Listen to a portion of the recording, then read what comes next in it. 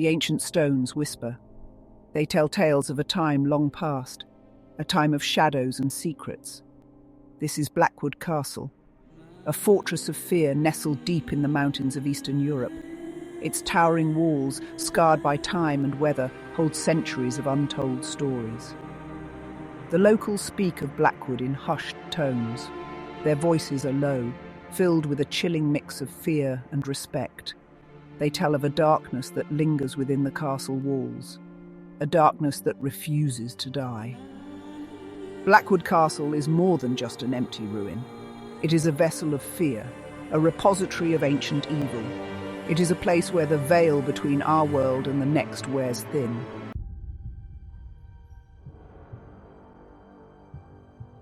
Lord Victor Armand, a name whispered with a mix of fear and revulsion. He was the master of Blackwood, a man consumed by a lust for power. His reign was one of terror, his rule absolute. Victor's ambition knew no bounds. He sought to cheat death itself, to conquer the inevitable grip of time. He delved into forbidden lore, seeking knowledge from ancient and evil texts. Victor's quest for immortality demanded a terrible price. He turned to dark rituals, sacrificing the innocent to fuel his twisted desires. His cruelty knew no bounds, his hunger for power insatiable.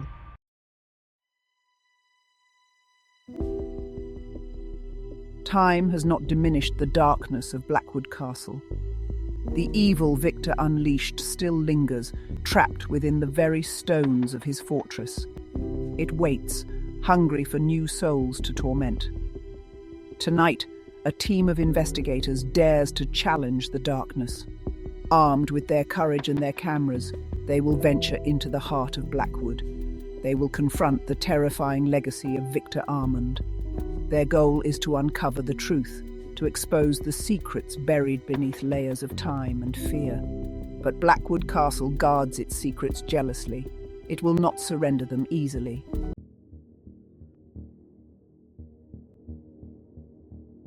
The old iron gates of Blackwood creak open. They groan under the weight of centuries, as if reluctant to reveal the horrors within. 3 figures stand silhouetted against the dying light: Amy, Ryan, and Chris. Amy, a historian with a thirst for the unknown, clutches her notebook tightly. Her eyes gleam with a mixture of excitement and trepidation. She has spent years researching Blackwood, piecing together its fragmented history. Now she stands ready to confront its reality. I've waited for this moment for so long. The stories, the legends, they all led me here. Ryan, the seasoned paranormal investigator, checks his equipment: EMF readers, cameras, and audio recorders. His gaze is steady, his demeanor calm. He has faced the darkness before, and he knows its tricks. All right, team, let's stay sharp. We don't know what we're up against, but we're ready for it. Chris, the cameraman, hefts his equipment with a nervous laugh. He is the outsider of the group, drawn to the unknown by a potent mix of curiosity and fear. He aims his camera at the imposing castle, his finger hovering over the record button. Well, here goes nothing. Let's hope we catch something, and that it doesn't catch us first. With a deep breath, they step into the shadows of Blackwood Castle, unaware of the chilling secrets that await them.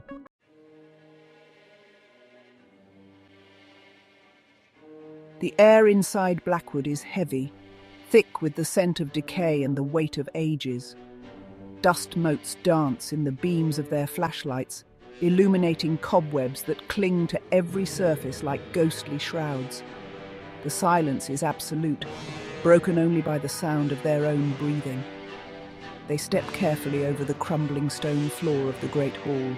Imagine the feasts that were once held here. The laughter, the music, and the fear. Amy points to a massive fireplace, now cold and empty. Ryan scans the room with his EMF reader. The silence is shattered by a sudden burst of static. The needle on the reader jumps erratically. There's definitely something here with us. Chris swings his camera around, his heart pounding in his chest. He captures the dust motes dancing in the flashlight beams, the shadows that seem to writhe and twist at the edge of the light. This place, it feels alive.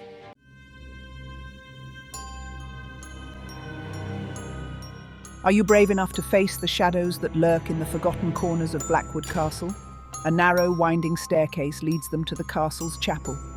The air here is noticeably colder, sending a shiver down Amy's spine. The scent of incense lingers, faint but unmistakable, a ghostly reminder of rituals long past.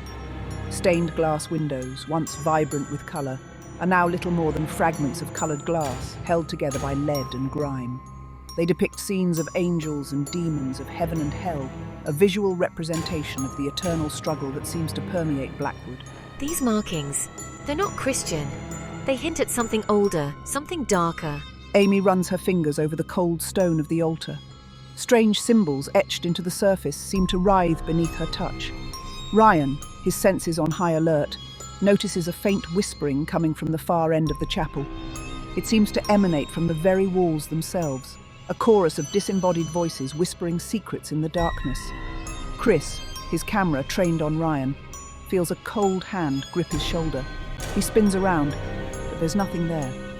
Only the shadows, deepening as the last vestiges of daylight fade. What will they uncover next in the depths of Blackwood Castle? Stay with us as we delve deeper into the unknown. The next scare is just around the corner.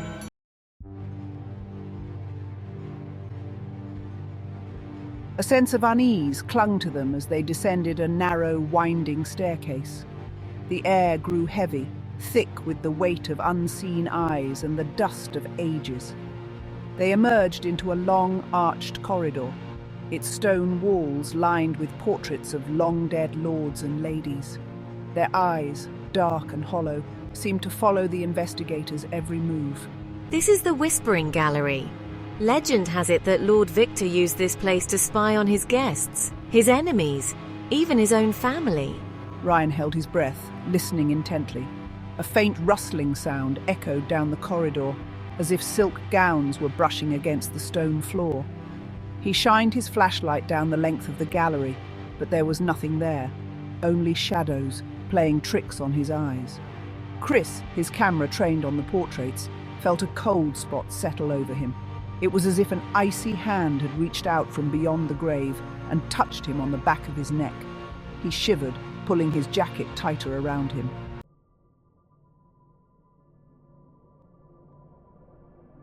Section 2, Chamber of Sorrows. A heavy, iron-bound door, its surface etched with chilling scenes of torment and despair, barred their way. This is it. The Chamber of Sorrows. This is where Victor imprisoned his victims, and where he conducted his most horrific rituals. Amy's hand trembled as she reached out to touch the cold metal. She could feel the darkness emanating from the other side, a palpable presence that sent shivers down her spine. With a grunt, he wedged the crowbar into the gap between the door and the frame, putting his weight into the effort. The door creaked open with a groan of protest, as if reluctant to reveal the horrors within. A wave of stale, fetid air washed over them as they stepped inside. The stench of death and decay was overpowering, clinging to the back of their throats like a physical presence. Gagging.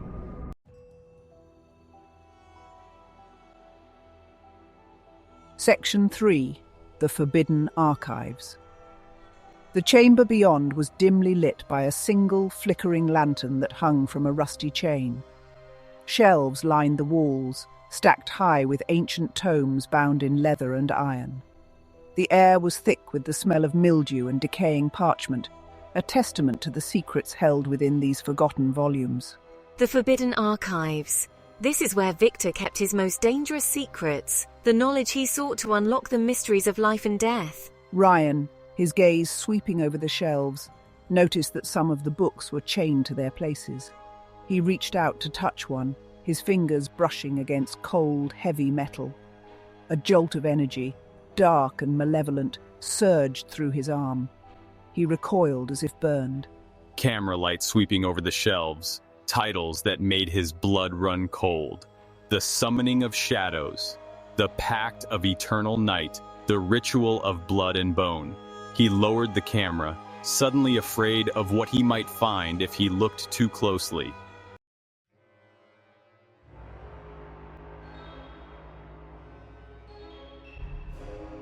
Section 1. Descent into Darkness. A chill wind swept through the archives, stirring the dust and rustling the ancient pages. The lanterns swung wildly, casting flickering shadows that danced across the shelves like restless spirits. Heart pounding. There's something down there, voice low and urgent, something evil. He pointed to a narrow stone staircase that descended into darkness. Maybe we should just leave it alone, man. This place is seriously creeping me out. No, we've come too far to turn back now. We have to see what's down there.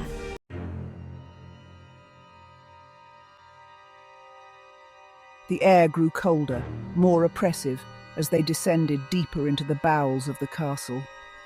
The stone steps were slick with moisture, and a faint metallic tang hung in the air, the unmistakable scent of blood. Even Ryan, with his years of experience, felt a shiver of unease run down his spine.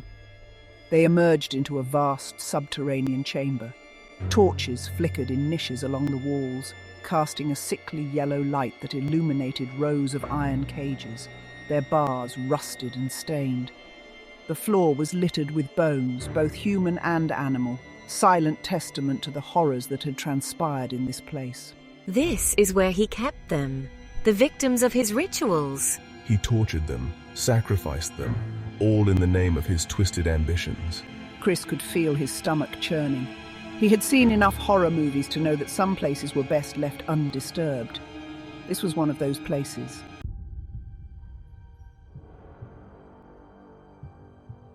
At the far end of the chamber, set upon a raised platform of black marble, lay a massive iron-bound chest. Chains, thicker than a man's arm, secured it to the floor. Even from this distance, they could feel the malevolence emanating from it, a palpable wave of darkness that seemed to claw at their minds. What is that? Amy approached the chest cautiously, her gaze fixed on the intricate carvings that adorned its surface. They depicted scenes of unimaginable horror demons feasting on human flesh, souls being dragged screaming into the abyss, and at the center of it all, the figure of Lord Victor, his eyes glowing with unholy power. I think it's a grimoire, a book of dark magic. The locals say that Victor possessed a book of unspeakable power, a book that he used to summon dark forces to do his bidding. Could this be it? Chris swallowed hard. He had a bad feeling about this. A very bad feeling.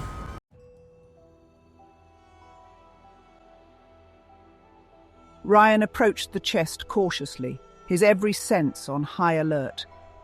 He knew, with a chilling certainty, that this was no ordinary artifact. This was a conduit to something ancient and evil, something that had been imprisoned for centuries, waiting for the chance to break free. He produced a set of bolt cutters from his backpack, the metal cold and heavy in his gloved hands. The air crackled with anticipation, the silence broken only by the sound of his own breathing and the distant dripping of water. Stand back. Whatever's in there, I don't think it wants to be disturbed. Amy and Chris exchanged nervous glances, their bodies tense with fear. They retreated to the far side of the chamber, their eyes never leaving the chest. The flickering torchlight cast long, dancing shadows on the walls, making it seem as if the very dungeon itself was holding its breath. With a sharp snap, the last chain gave way. Ryan lifted the heavy lid of the chest slowly, his muscles straining with the effort. A wave of icy cold air rushed out, carrying with it the stench of death and decay, 1,000 years of darkness concentrated into a single, suffocating moment.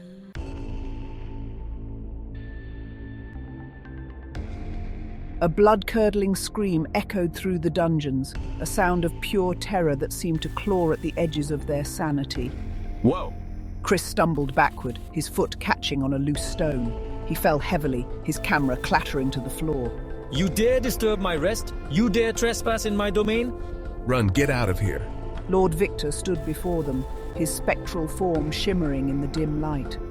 His eyes, burning with an infernal fire, fixed on them with a hatred that transcended death itself. He was a being of pure malevolence, his very presence a violation of the natural order.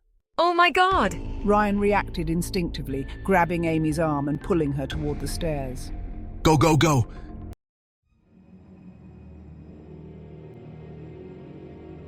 They fled through the shadowed halls, their footsteps echoing in the silence. Blackwood Castle seemed to twist and turn around them, a labyrinth designed to trap them within its depths. Doors slammed shut before them, their iron bars rattling like the bones of the dead. There is no escape. Your souls belong to me now. Lord Victor's laughter, cold and mocking, pursued them relentlessly. Amy stumbled, her breath catching in her chest. She could feel the ancient evil of the castle closing in around them, suffocating them with its darkness. They were trapped, with nowhere left to run. Ryan, the book, the incantation! We have to find the incantation! Then she remembered the book, the grimoire that lay open on the floor of the dungeon. It was their only hope, their only weapon against the darkness that threatened to consume them. The book, right.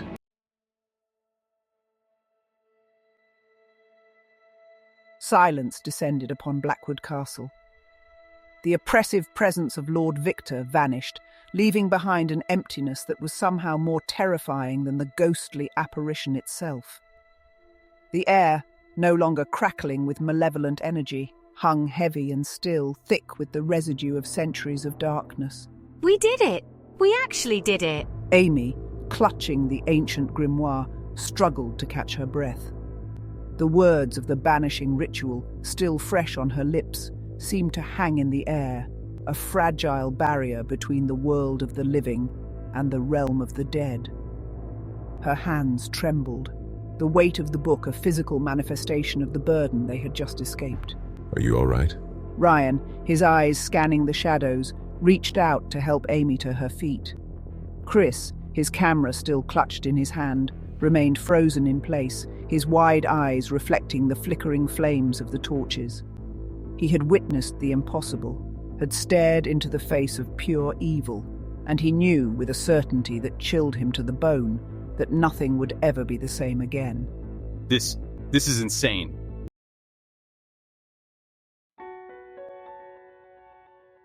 They made their way out of the depths of Blackwood Castle, their footsteps echoing in the silence. Each step was a victory, a testament to their survival against overwhelming odds. The darkness that had threatened to consume them seemed to retreat before them, as if banished by the light of dawn. As they emerged from the castle gates, the first rays of the rising sun painted the sky in hues of gold and crimson, a stark contrast to the oppressive darkness they had just escaped. The world outside seemed fresh and new, washed clean by the night.